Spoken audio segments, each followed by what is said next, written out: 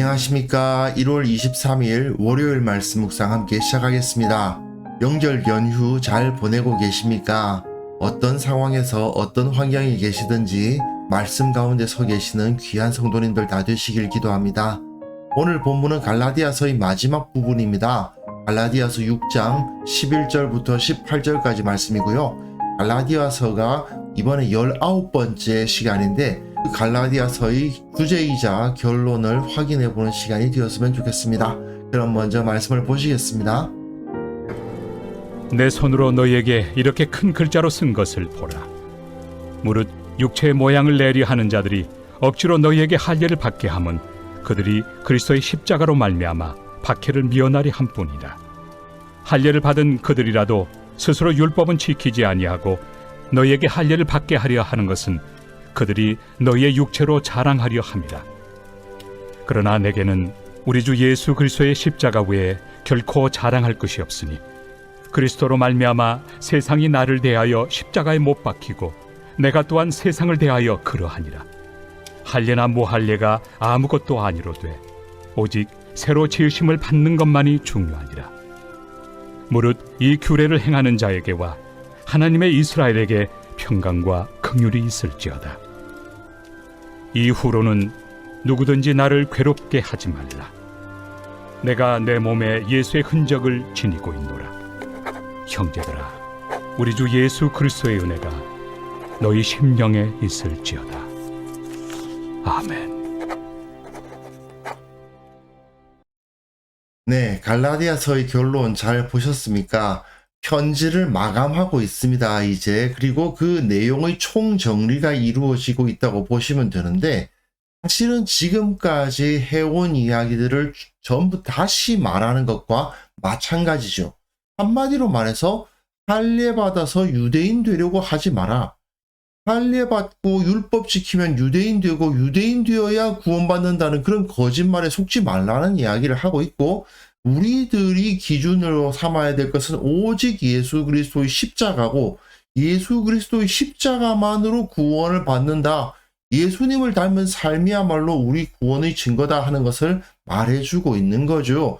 그리고 특별히 오늘 본문에서 조금 독특한 것, 앞에서 이야기하지 않은 것이라고 할 수 있는 것은 바로 이 유대주의자들이 예수님을 믿음에도 불구하고 할례 받아야 된다, 율법 지켜야 된다, 돼지고기 먹으면 안 된다고 가르치는 자들이 왜 그러느냐?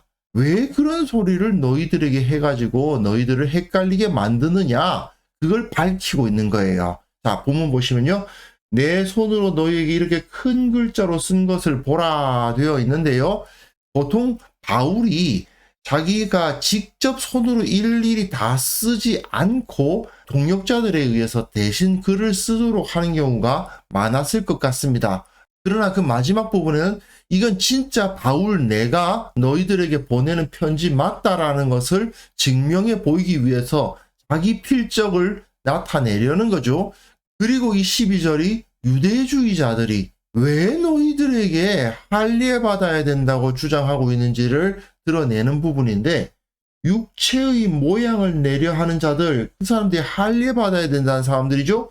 억지로 너희에게 할례를 받게 함은 그들이 그리스도의 십자가로 말미암아 박해를 면하려 함뿐이니라. 결국 그 유대인 그리스도인들이 왜 이방인 그리스도인들에게 할례 받아야 된다고 가르쳤느냐? 그 친구들이 박해받기 싫어서 그러는 거다, 이렇게 말하고 있는 것입니다. 이 왜 이런 말이 나왔는지 한번 생각해 보십시오. 예수님도 유대인, 제자들도 유대인, 바울도 유대인, 그리고 1세기 그리스도인들 중에서는 유대인들의 비중이 상당히 높았을 것입니다. 하지만 그들은 예수님을 믿지 않는 유대인들에 의해서 핍박을 받았죠. 이 바울이라는 사람이 바로 아주 극적인 변화를 일으킨 사람 아닙니까? 원래 예수님을 믿는 유대인을 박해했던 사람이었는데 갑자기 바뀌어서 박해를 받는 사람이 됐죠. 그게 바로 바울입니다.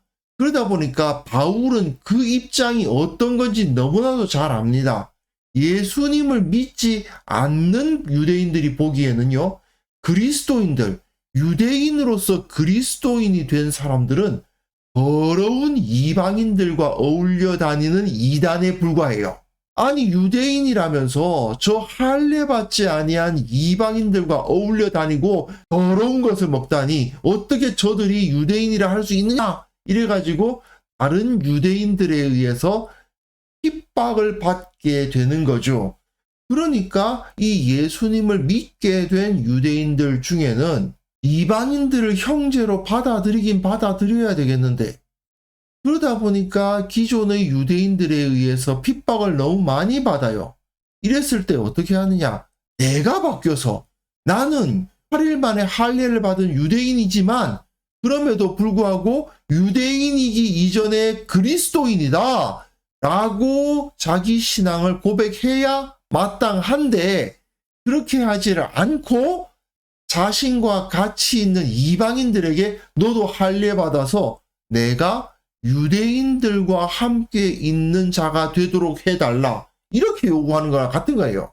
결국 자기는 더러운 이방인들과 함께 있는 것이 아니라 이방인이었지만 유대교로 개종한 자들과 함께 있으니 나는 더 이상 더러운 사람이 아니다라고 말하고 싶어 한다는 거죠.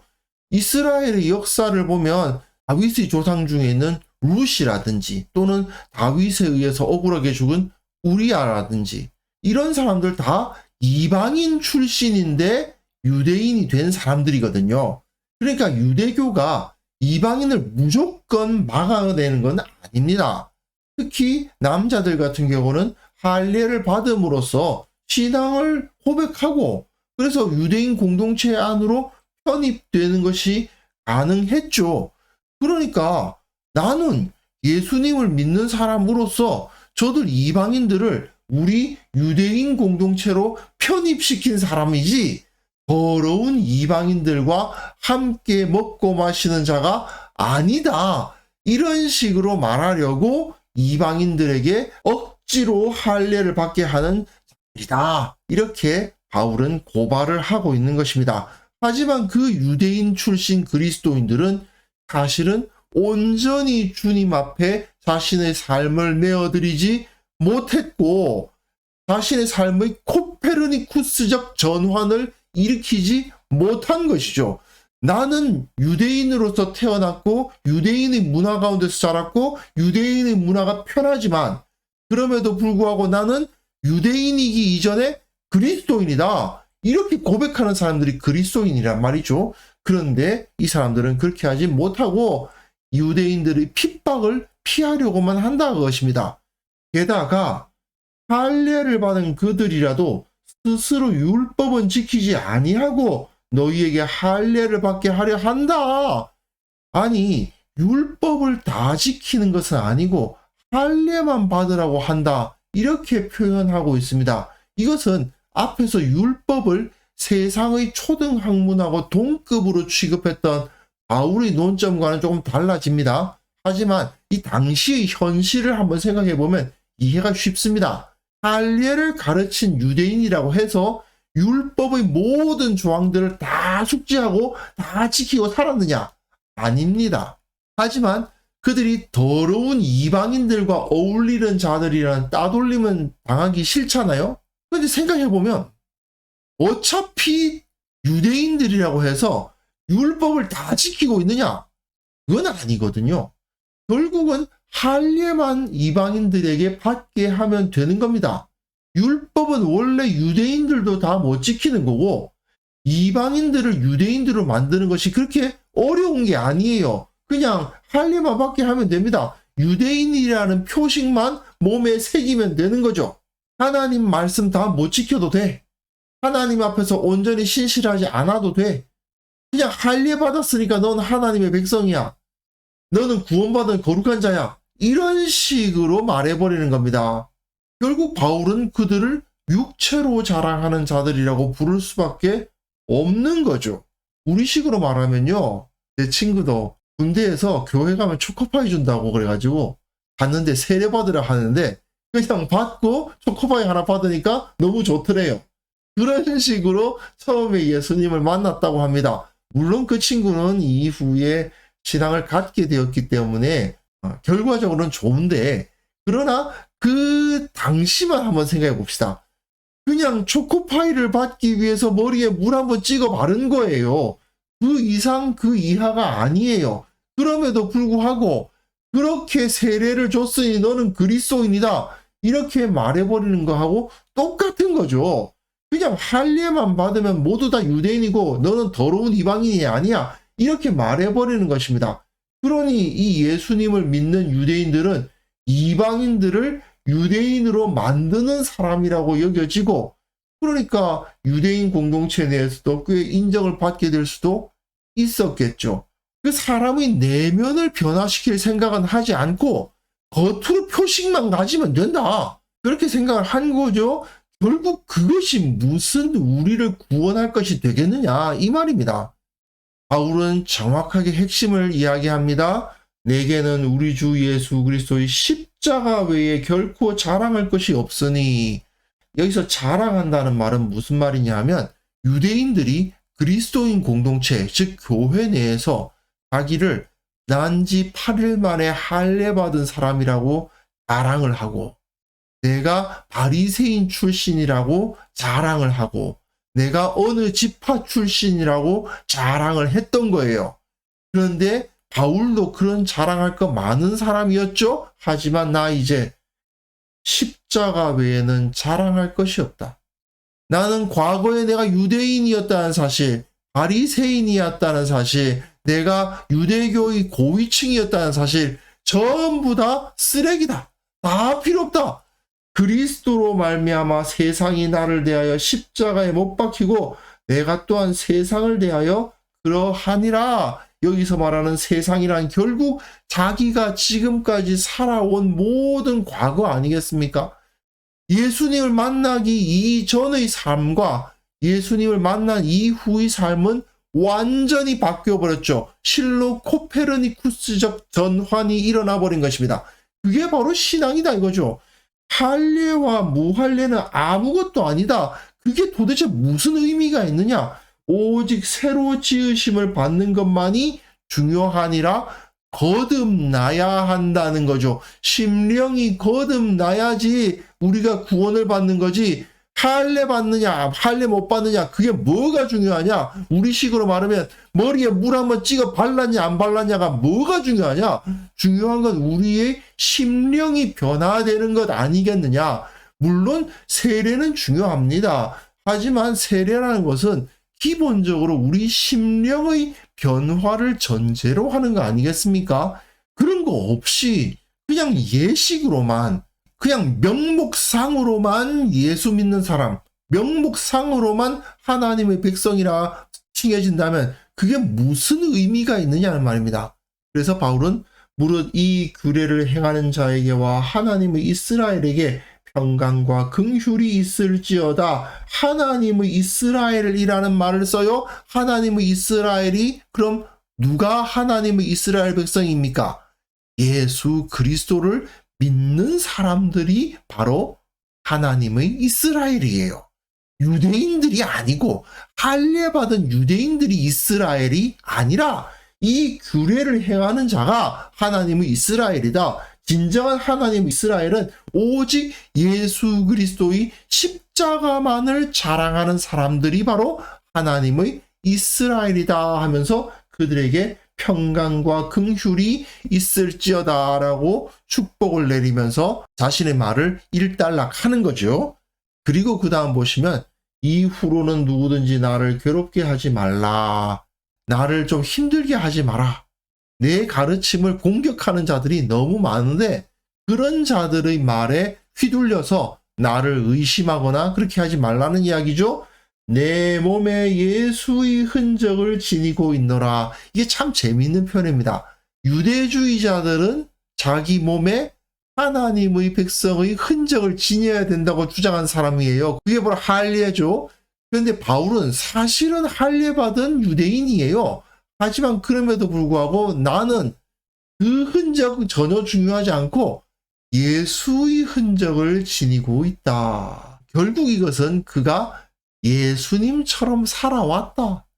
예수님처럼 살다가 핍박받고 매를 맞고 고생했다. 그것이 바로 예수님의 흔적이고 구원의 증거고 구원의 표식이다. 이렇게 선언하고 있는 것입니다.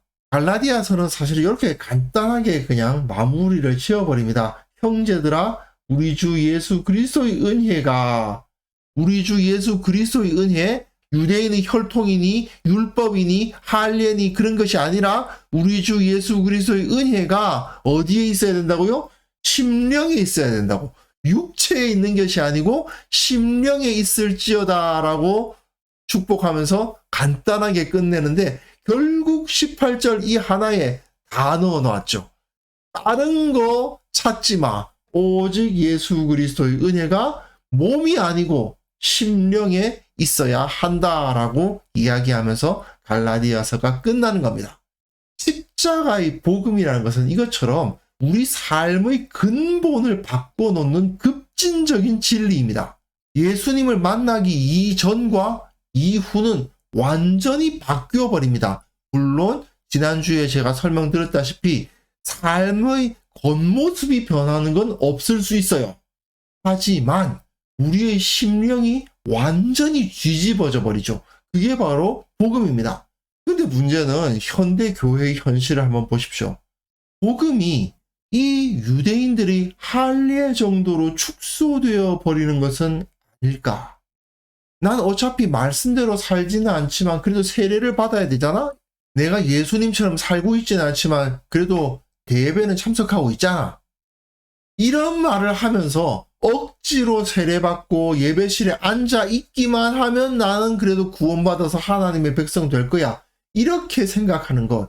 어떻게 보면 이 당시 바울의 대적들이 할례와 율법을 주장한 것과 크게 다르지 않은 것입니다. 이것만 하면 구원받은 백성이다. 형제다. 이것만 하면은 아무런 문제가 없다. 이렇게 생각하는 거예요. 교회에서는 예배드리고 세례받았다고 하는데 바깥에서는 악한 일을 막 저지르고 있어도 괜찮은 거예요. 왜? 이 사람은 어쨌든 세례받은 그리스도인이니까. 과연 그것이 옳을까요? 정말 내가 거듭난 사람으로서 살아가고 있는지 다시 한번 우리 자신을 점검해 볼 수 있어야 되겠습니다.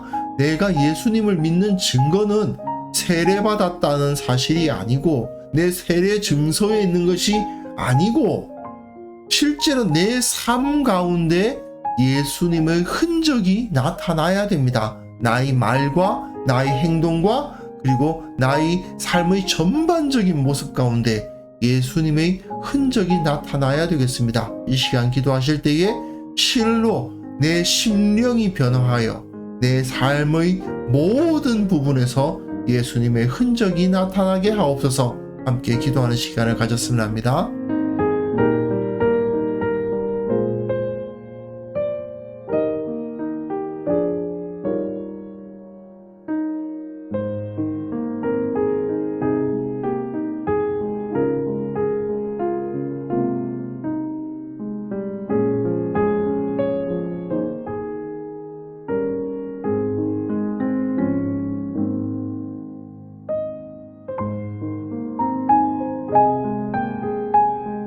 하나님 아버지, 실로 내 삶이 완전히 바뀌어서 실로 거듭났다 말할 수 있는 예수님의 흔적이 내 몸에서 나타나는 그러한 삶을 살아가게 하옵소서.